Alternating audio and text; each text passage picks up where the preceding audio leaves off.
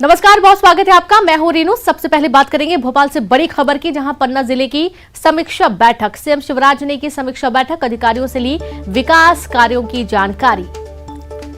तो खबर भोपाल से है, जहां पर पन्ना जिले की समीक्षा बैठक, मुख्यमंत्री शिवराज सिंह चौहान ने की समीक्षा बैठक और अधिकारियों से विकास कार्यों की जानकारी ली है। प्रदेश में पन्ना जिला जो है वो कितना विकास अभी वहां पर हुआ है, विकास की जो बातें कही जा रही हैं और जो विकास की योजनाएं हैं वो योजनाएं कहां तक पहुंची हैं, कितना विकास हुआ है, और इससे संबंधित और भी कई सेक्टर्स को लेकर उन्होंने अधिकारियों के साथ बातचीत की। तो लगातार मॉर्निंग एक्शन में मुख्यमंत्री शिवराज सिंह चौहान नजर आ रहे हैं और मॉर्निंग से ही वे बैठकें लेना शुरू कर देते हैं। पन्ना जिले के तमाम जो प्रशासनिक अधिकारी हैं वे बैठक में शामिल रहे और उन्होंने पन्ना के विकास कार्यों की मुख्यमंत्री को जानकारी दी। खबर भोपाल से है, एक बार फिर से सीएम का मॉर्निंग में बैठक हुई और इस बैठक के दौरान पन्ना जिले के तमाम अधिकारी शामिल रहे। बैठक में वर्चुअली अधिकारी जुड़े और उन्होंने किस तरीके की कानून व्यवस्था है, विकास कैसा है, योजनाएं जो है वो किस तरीके से क्रियान्वित हो रही हैं, लोगों तक पहुंच पा रही हैं कि नहीं, हितग्राही संतुष्ट है कि नहीं, तमाम ऐसे कई छोटे बड़े मुद्दे हैं। खास तौर पर बारिश को लेकर भी चर्चा हुई और कई मुद्दों को लेकर पन्ना से संबंधित जानकारी मुख्यमंत्री शिवराज सिंह चौहान ने जिले के प्रशासनिक अधिकारियों से ली।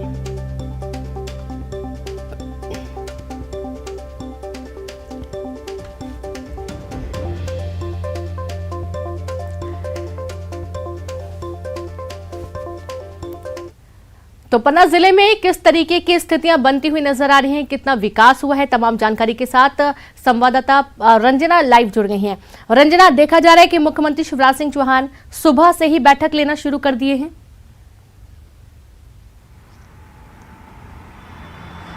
जी रेनू, बिल्कुल मुख्यमंत्री शिवराज सिंह चौहान पूरी तरह से एक्शन मूड में नजर आ रहे हैं और कल की तरह ही आज भी जो सुबह से ही जो बैठकों का दौर है वो शुरू हो गया है, जिसमें पन्ना जिले के अधिकारियों के साथ लगातार जो समीक्षा बैठक है वो की जा रही है, जिसमें अधिकारियों के साथ पन्ना जिले में विकास कार्यों को लेकर जो रिपोर्ट है वो अधिकारियों से ली जा रही है कि वहां पर सभी विभागों की जो योजनाएं हैं उसका क्रियान्वयन किस तरीके से किया जा रहा है, जमीनी स्तर पर किस तरीके से योजनाओं को जनता तक पहुंचाया जा रहा है, इसको लेकर भी जो अधिकारियों से रिपोर्ट है वो ली जा रही है और हर एक योजना उनके क्रियान्वयन की जो जानकारी है वो ली जा रही है। तो दूसरी तरफ कानून व्यवस्था को लेकर भी जो रिपोर्ट है वो अधिकारियों से ली जा रही है, क्योंकि सीएम शिवराज सिंह चौहान ने दो टूक कहा है कि जो अपराधी हैं उनको नेस्तनाबूद करेंगे और अपराधियों को किसी भी तरह से जो उनके हौसले हैं वो बहुत ज्यादा उनके पस्त करने होंगे। तो इसी को लेकर भी अधिकारियों को जो दिशा निर्देश है वो भी दिए जा रहे हैं। दूसरी तरफ आंगनवाड़ियों को किस तरीके से आइडल बनाना है, किस तरीके से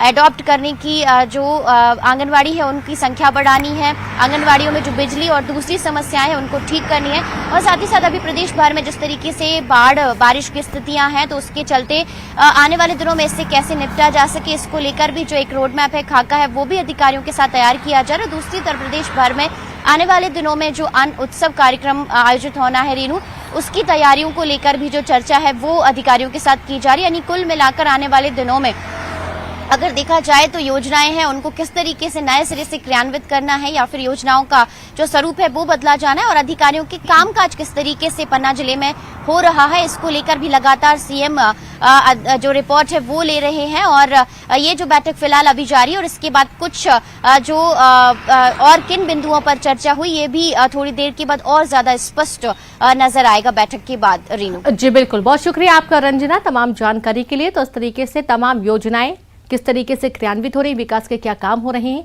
इसकी जानकारी मुख्यमंत्री ने ली है। केंद्रीय गृह मंत्री अमित शाह आज छत्तीसगढ़ के दौरे पर आएंगे। नवा रायपुर के सेक्टर 24 में एनआईए बिल्डिंग का लोकार्पण करेंगे और उसके बाद दीनदयाल उपाध्याय ऑडिटोरियम में आयोजित मोदी एट 20 कार्यक्रम में शामिल होंगे और बाद में बीजेपी कार्यालय में कार्यकर्ताओं से भी मुलाकात करेंगे। केंद्रीय गृह मंत्री अमित शाह के दौरे को लेकर प्रशासन ने पूरी तैयारियां कर ली हैं। मोदी एट 20 किताब का आज विमोचन होने वाला है और इस खास समारोह के दौरान केंद्रीय गृह मंत्री अमित शाह भी शामिल होंगे।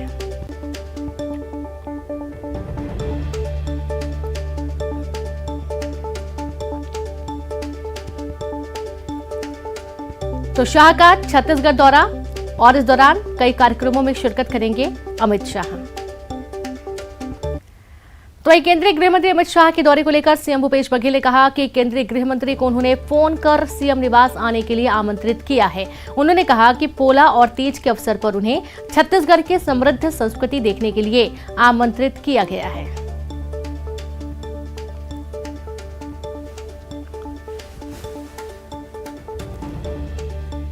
तो सीएम भूपेश बघेल ने फोन कर उन्हें आमंत्रित किया। जैसा कि आपने तस्वीरें भी देखी, तीजा पोला का त्योहार बड़े ही धूमधाम तरीके से, पारंपरिक तरीके से सीएम निवास में मनाया जा रहा है और इस संस्कृति को देखने के लिए अमित शाह को सीएम भूपेश बघेल ने फोन कर आमंत्रित किया है। और चलिए सीधे रुक करेंगे, रायपुर से संवाददाता अवधेश मिश्रा लाइव जुड़ेंगे। अवधेश, दौरा काफी महत्वपूर्ण है, छत्तीसगढ़ आ रहे हैं इसलिए और ज्यादा इंपॉर्टेंट हो जाता है और देखा यह गया है कि सीएम भूपेश बघेल ने भी उन्हें जो पारंपरिक संस्कृति उसको देखने के लिए आमंत्रित किया है।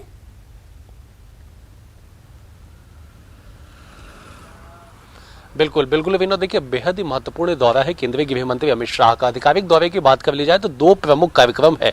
सबसे पहले 2:05 जब राजधानी रायपुर पहुंचेंगे, वहां से सीधे सेक्टर 24 में जो एनआईए का प्रांतीय कार्यालय है उसका शुभारंभ करेंगे। इसकी तैयारी पूरी की जा चुकी है और वहां पे उस शुभारंभ करने के बाद शाम 4 बजे पंडित दीनदयाल उपाध्याय ऑडिटोरियम, जहां पे मोदी @20 किताब पे वो चर्चा करेंगे, लोगों से बातचीत करेंगे। 1500 से अधिक जो बुद्धिजीवी है इनके जुटने का दावा किया जा रहा है, तो तैयारियां पूरी हो चुकी है।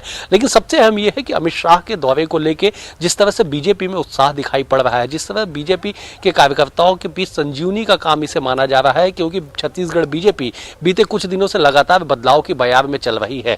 लगातार बीजेपी के भीतर परिवर्तन देखने को मिल रहा है और उसके बाद जो चेहरे जो है बीजेपी कार्यकर्ताओं के वो उत्साहित दिखाई पड़ रहे हैं। तो अमित शाह का दौरा भी उस उत्साह को और बढ़ाने के लिए काफी होगा और यही वजह है कि प्रदेश बीजेपी के तमाम जो बड़े नेता है वो पूरे शहर भर में पोस्टर लगा के इस कार्यक्रम को अधिक से अधिक लोगों तक ले जाया जा सके, इस बात को लेकर उन्होंने तैयारी की है। कल भी हमने देखा कि जिस तरह से एक प्रेस कॉन्फ्रेंस आयोजित करके किताब को लेकर चर्चा की गई, उस कार्यक्रम को लेकर चर्चा की गई, विभिन्न वर्गों को वहां पे आमंत्रित किया गया है। तो बेहद ही खास कार्यक्रम है। अमित शाह आएंगे तो स्वाभाविक तौर पर छत्तीसगढ़ के बीजेपी के जो आला नेता है उनसे भी बातचीत करेंगे, तो आगे की भी दशा और दिशा जो रणनीति है वो भी तय होगी। तो बेहद ये खास और अहम दौरा आज माना जा रहा है। जी बिल्कुल, और साथ ही अवधेश एक और बहुत अच्छी तस्वीर भी देखने को आज मिल सकती है, जिस तरीके से सीएम भूपेश बघेल ने फोन करके उनको आमंत्रित किया है मुख्यमंत्री निवास में, क्योंकि आज हमने तस्वीरें देखी हैं, खूब सुंदर तरीके से, पारंपरिक तरीके से सजाया गया है।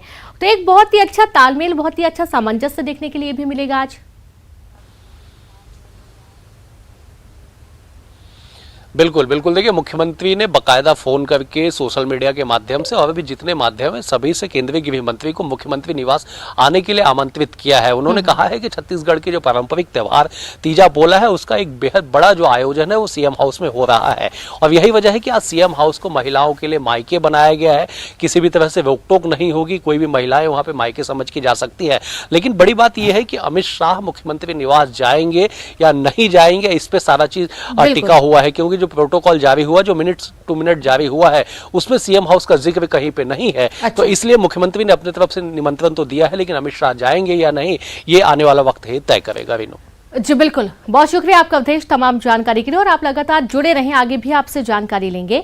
तो छत्तीसगढ़ में तीजा पोरा पर्व के लिए सभी तैयारियां पूरी कर ली गई हैं। सीएम निवास पूरी तरीके से तीजा पोरा के पर्व के रंग में रंगा नजर आया। सीएम हाउस पूरी तरीके से सज गया है और ठेठ पारंपरिक अंदाज में मुख्यमंत्री निवास के प्रांगण को सजाया जा रहा है।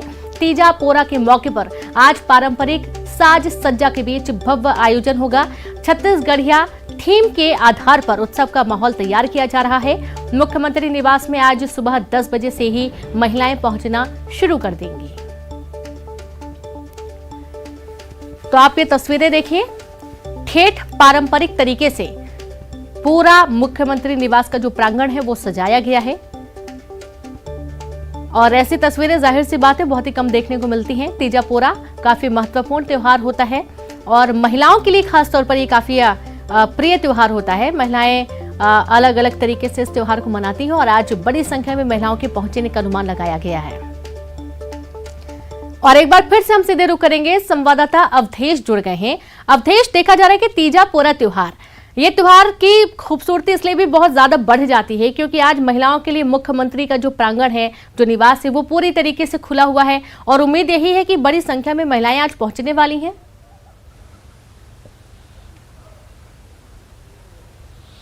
बिल्कुल, देखिए बेहद ही खास तरीके से इस आयोजन को मनाने की पूरी जो तैयारी है वो हो चुकी है। मुख्यमंत्री निवास प्रमुख आयोजन स्थल है, मतलब समझा जा सकता है कि मुख्यमंत्री ने जिस तरह से तमाम महिलाओं को आमंत्रित किया, ये कहते हुए कि जो महिलाएं हैं वो मुख्यमंत्री निवास को अपना मायका समझे और मायका समझ के यहाँ पे आके इस आयोजन में शामिल हो। कल भी एक तस्वीर सोशल मीडिया पे छाई रही जिसमें हमने देखा कि मुख्यमंत्री की जो पत्नी है वो बैठ के पारंपरिक जो व्यंजन है, वो पकवान जो है वो बना रही है, वो तैयारियों में जुटी हुई है। तो ये तमाम तैयारियां बताने के लिए काफी है कि जिस तरह से बीते 2018 के बाद से छत्तीसगढ़ में परंपराओं को लेके, त्योहारों को लेके मुख्यमंत्री खुद उत्साहित नजर आते हैं, खुद इस तरह से आयोजन करते हैं। तो एक सीएम हाउस में आयोजन होना और न केवल छत्तीसगढ़ की महिलाओं को आमंत्रित करना बल्कि कांग्रेस की जो बड़ी नेत्रियां हैं वो भी देश भर से यहाँ पहुंच रही है, तो एक बड़ा भव्य आयोजन है। और छत्तीसगढ़िया वाद अब जो स्थानीय परंपरा है उसे बढ़ावा देने के लिए जो पूरा जो प्रयास है वो दिखाई पड़ता है। और यही वजह है कि मुख्यमंत्री निवास को पूरी तरह से सजाया गया है, पारंपरिक तरीके से इसे सजाया गया है, पूरे अलग अलग व्यवस्थाएं की गई है,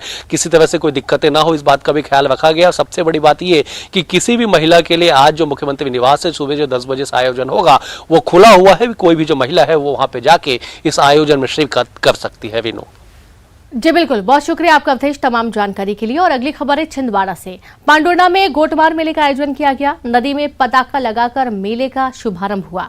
सावरगांव और पांडुर्णा के लोग होंगे शामिल, तो वहीं सावरगांव पांडुर्णा के लोग एक दूसरे पर पथराव करेंगे। स्थानीय प्रशासन मेले पर पैनी नजर रख रहा है। सालों से ये परंपरा चली आ रही है, गोटमार मेले की परंपरा, और इस दौरान कई लोग जख्मी होते हैं। इसके चलते तमाम व्यवस्थाएं किए जाने की भी बात कही गई है।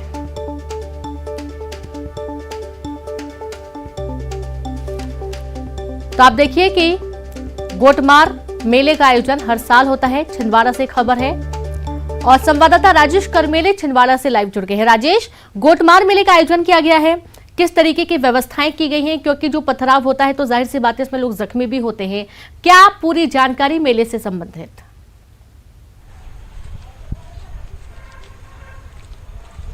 जी रेंद्र, देखिए हर साल की तरह इस बार भी गोटमार मेले का आयोजन हो रहा है। सुबह 5 बजे पूजा अर्चना के साथ नदी के बीच में झंडा गड़ाया जाता है। इस झंडे को तोड़ने के लिए कवायद होती है और इसी कवायद के चलते दोनों तरफ से जमकर पत्थरबाजी होती है। पत्थरबाजी का ये सिलसिला तकरीबन 10 बजे 11 बजे से शुरू होता है और दोपहर होते होते काफी तेज हो जाता है। पिछले कई सालों से हम देख रहे हैं कि घायलों की संख्या लगातार बढ़ रही है। हालांकि 2 सालों से घायलों की संख्या कम हुई है, लेकिन इस बार वापस जिस तरीके से पत्थरों की वहां पे जमावड़ा दिख रहा है, पत्थरों को वहां बिछाया गया, उससे साफ है कि जमकर पत्थरबाजी की आशंका है। और इसी बात के मद्देनजर पुलिस ने तकरीबन 800 का पुलिस फोर्स वहां पर तैनात किया है। प्रशासन के वरिष्ठ अधिकारी वहां मौजूद रहेंगे, पुलिस के अधिकारी वहां मौजूद रहेंगे। इसके अलावा जो गोफन चलती है जिससे तेज पत्थर आते हैं, जिससे चोटिल होने की संभावना ज्यादा होती है, उस पर नजर रखी जा रही है। ड्रोन कैमरे लगाए गए हैं ताकि किसी भी तरह की घटना हो तो पुलिस उस पर नजर रख सके। जी रीनू। जी बिल्कुल, बहुत शुक्रिया आपका राजेश तमाम जानकारी के लिए। तो इस तरीके से तमाम व्यवस्थाएं की गई हैं और पुलिस भी पूरे मामले में नजर बनाए हुए है पूरे इस गोटमार मेले के आयोजन के दौरान। नारायणपुर से बड़ी खबर है, नक्सलियों ने फिर से खूनी खेल खेला है। ग्रामीण को उतारा मौत के घाट, मुखबिरी के शक में हत्या की गई है। हत्या का शव को सड़क पर फेंका गया। फरसगांव इलाके के कड़ा गांव का ये पूरा मामला सामने आया है। तो ये कोई पहली दफा नहीं है जब मुखबिरी के शक में नक्सलियों ने किसी ग्रामीण की हत्या की हो। पहले भी कई बार ऐसे मामले सामने आ चुके हैं जब मुखबिरी के शक में ग्रामीणों को मौत के घाट उतार दिया जाता है। फरसगांव इलाके के कड़ा गांव का ये पूरा मामला है। नक्सलियों ने एक बार फिर से खेला खूनी खेल और एक ग्रामीण को मौत के घाट उतार दिया।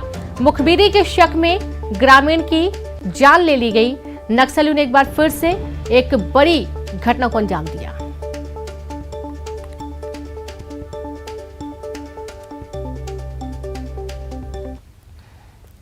खरगोन के बड़वा में नर्मदा पुल के पिलर में दरार के मामले में तकनीकी परीक्षण का दौर जारी है। खरगोन कलेक्टर ने बताया कि NHAI की तकनीकी रिपोर्ट आने के बाद ही पुल पर यातायात शुरू होगा। इधर बड़वाह में NHAI की टीम के साथ ही GSITS इंजीनियरिंग कॉलेज इंदौर की टीम बड़वाह पहुंची और तकनीकी जांच के बाद प्रशासन को रिपोर्ट सौंपी जाएगी। रिपोर्ट के आधार पर प्रशासन निर्णय लेगा। कलेक्टर खुद मौजूद हैं। सर, ये जो नर्मदा का पुल है, इसमें दरार आने पे यातायात अभी भी बंद रखा है, क्या कहना चाहेंगे सर? इसका तकनीकी परीक्षण NHAI द्वारा कराया जा रहा है। तकनीकी परीक्षण के बाद जो भी रिपोर्ट आएगी उसके आधार पर आगामी निर्णय लिया जाएगा। सर, ये कब तक पुल हो संभावना है, और दरार ये पुरानी है या नई है, क्या इसमें लेके, क्या एयर वगैरह को लेके कुछ बात उठ रही है स्थानीय लोगों की? देखिए, ये पुल तो पुराना है और प्रत्येक वर्ष ये नर्मदा का जलस्तर बढ़ने से सबमर्ज होता है।